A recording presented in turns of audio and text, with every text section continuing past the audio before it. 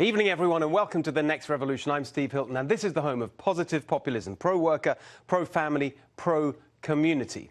Now, I just want to say one thing at the beginning. I want to say a huge thank you to all of you who got behind our Joe China campaign last week on Swamp Watch. That's really important. We've got more on that coming up later tonight, but I really want to say thanks to all of you who got that going. All right, but I want to start the show tonight with this. Sarah Sanders asking reporters to turn the page as it relates to the Mueller report. I have to remind you, don't turn the page, turn back. Look at the page. What do Democrats need to do to keep the focus on the Mueller report? That's it, right there. What do they need to do to keep the focus on Russia? They don't want to talk about the economy because it's booming. They don't want to talk about their policies because they're increasingly loony. They just want to talk about Russia and divide America in the process. Remember that as you hear them endlessly, pompously pontificating about threats to our democracy. It is all just a political tactic to keep the focus on Russia. And tonight, I want to prove that to you forensically, in detail, with facts and their own words. Watch closely. Let's first examine the argument the establishment uses as a serious justification for all this, the national security requirement to stand up to Russia and its behavior. Here's an old friend talking about just that last week. If you're in the Kremlin, you're Vladimir Putin, who I've sat across. I understand his goal is to weaken America. I know that. He doesn't like me because I stood up for America. Are you thinking what I'm thinking? Okay. Play the tape. I wanted to present you with a little gift which represents what President Obama and Vice President Biden and I have been saying. And that is, we want to reset our relationship. Actually, we found a better one, and this is something she said on Russian TV. Perhaps she hoped we wouldn't find it, but we did. Quote, "We want very much to have a strong Russia, because a strong, confident, prosperous, stable Russia is, we think, in the interests of the world." Yeah, you stick it to Putin, Hillary. Of course, it wasn't just her. Here's President Obama on why he was soft on Putin over Ukraine. Quote, "The fact is that Ukraine, which is a non-NATO country, is going to be vulnerable to military domination by Russia, no matter what we do." Now the establishment are frothing at the mouth over President Trump not raising 2016 election meddling with Putin on their call this Friday. Hang on a second. Didn't the meddling happen under Obama, who was told about it at the time?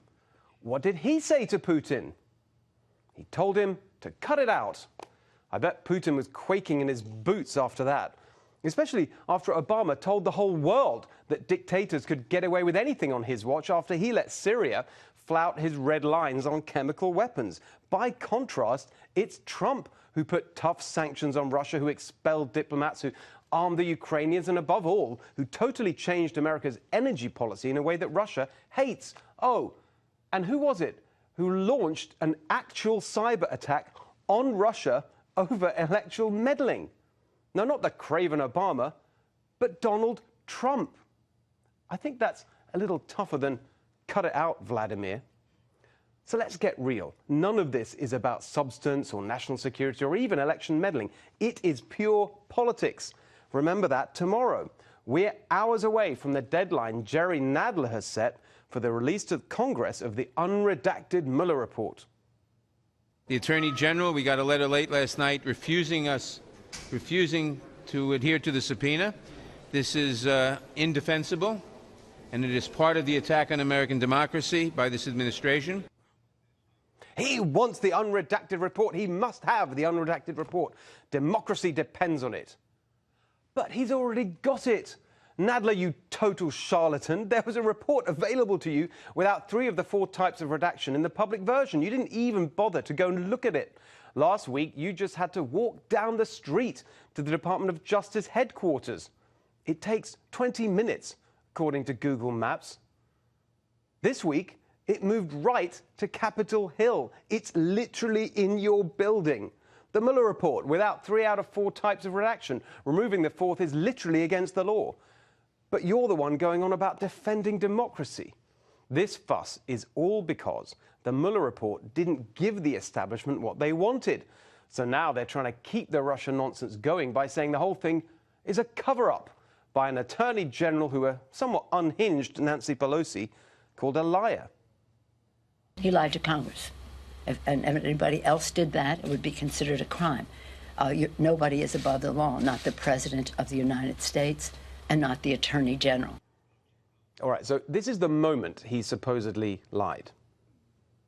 Reports have emerged recently, General, that members of the special counsel's team are frustrated at some level with the limited information included in your March 24th letter, that it does not adequately or accurately necessarily portray the report's findings. Do you know what they're referencing with that? No, I don't. So when you cut it right there, it does sound like he lied. When he said that, the Attorney General had Robert Mueller's letter asking for his summary to be put out. But that wasn't Barr's full answer. Here's the rest. I suspect that they probably wanted, more put out. But in my view, I was not interested in putting out summaries or trying to summarize. He literally described the substance of Mueller's complaint. So it wasn't Barr who lied, but Nancy. As usual, they are projecting, accusing others of the very thing that they do all the time. Just look at this. Do you know if the Bureau ever relied on the Steele dossier as part of any court filings, applications, petitions, pleadings? I have no awareness. Did the CIA rely on it? No. Why not? Because we didn't. It wasn't part of the corpus of intelligence information that we had. It was not in any way used as a basis for the intelligence community assessment that was done. Why isn't Nancy calling for Brennan to be prosecuted for lying to Congress? Because they're all on the same team, the establishment team trying to keep the focus on Russia. Another tactic is pretending this was never really about collusion. The most laughable example came during the coverage of last week's Barr hearing when NBC's Brian Williams cut in with this important announcement. That phrase, or the lack of it, its absence from federal code, this no collusion mantra, is so foundational to why we're here today that we decided to flag it when we heard him use it yet again. Yep, that phrase, collusion, not a thing, not at all. It's not about collusion, right, Brian?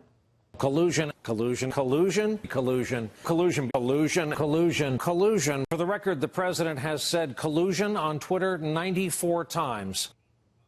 Nearly as much as you. But perhaps the most deranged claim from the establishment is that William Barr is running a cover-up.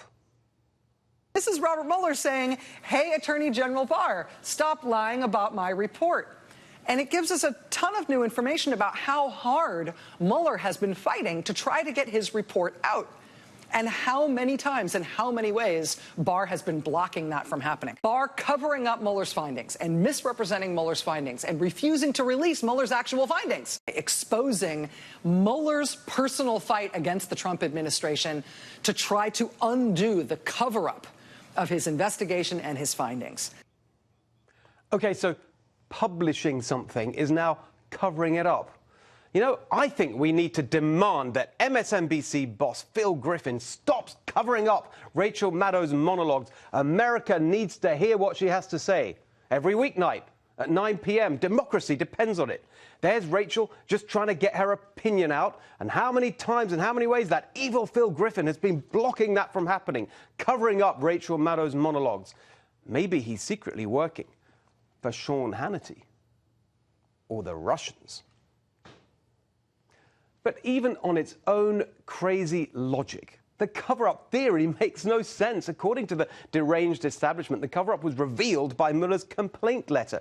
The bit they point to is this: the summary letter the department sent to Congress and released to the public late in the afternoon of March the 24th did not fully capture the context, nature and substance of this office's work and conclusions. Okay, so let's talk about the substance. The aim of Mueller was to investigate Russian interference and any coordination by the Trump campaign, plus obstruction. That's exactly what Barr addressed in his original letter. No indictment on any of it. That is the substance. It's just that the establishment doesn't like it. Mueller's letter complained about public confusion and misunderstanding. And you can see why the public were confused. For years, they'd been told Trump was a Russian agent, but Mueller said he wasn't. After the Attorney General announced that fact, Mueller wanted to put more out there. But that wouldn't have changed the substance. It just would have changed the spin.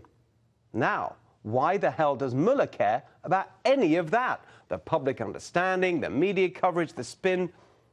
The establishment loved describing Attorney General Barr as Trump's lawyer. Well, by his own letter, Robert Mueller told us how he sees himself. He is the establishment's spin doctor. Many in the media say, oh, how can you question Mueller? He's a Republican. That misses the whole point. The big divide here is not between Republicans and Democrats, but between the establishment and populism, between insiders and outsiders. Mueller is the ultimate insider, as we told you in a Swamp Watch a few months ago. Robert Mueller's swampiness goes beyond awarding billion-dollar contracts to his best friend's employer. After leaving his post as FBI director, what did this modern-day saint, this paragon of ethics and integrity do? He cashed in, of course. Mueller went back to work for his old law and lobbying firm, now called WilmerHale. And surprise, surprise, his clients were directly related to his previous government work. One of them was Booz Allen Hamilton, like Lockheed Martin, a giant surveillance contractor. Bloomberg has called them the world's most profitable spy agency. This whole Russia mania is about the establishment fighting back. And there's no better example of that than Nicole Wallace.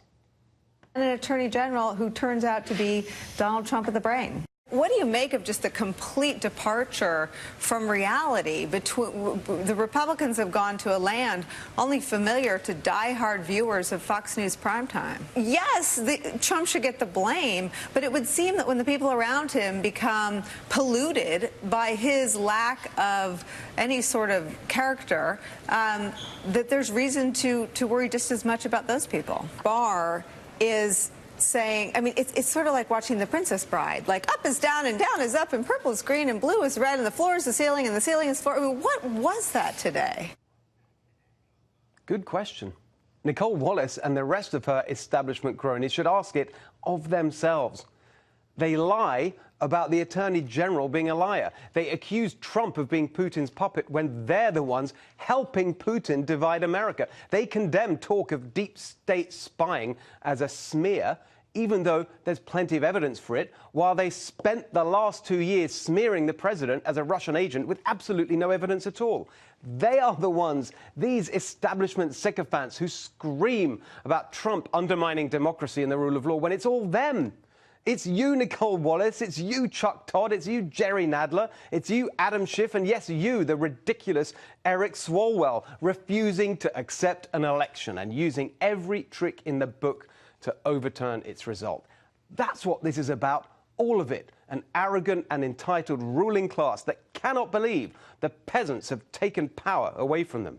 Well, long may that revolution continue.